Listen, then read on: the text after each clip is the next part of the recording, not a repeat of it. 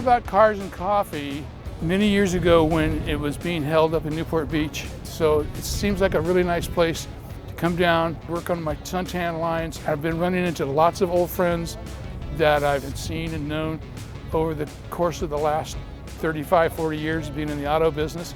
And I'm now retired. A lot of people don't know what happened to you. And run into people here every weekend that I haven't seen in a really, really long time and are reconnected.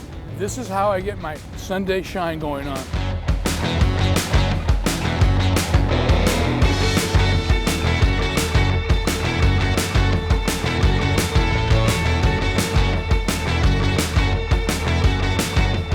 I live in town and try and come about once or twice a month, and I come a lot because I like all the different types of cars. There's the old cars, there's the exotics, and meeting people, getting some ideas for this. People, everyone's had one of these. Everyone walks up, I've had one, and getting some ideas of what to do to it.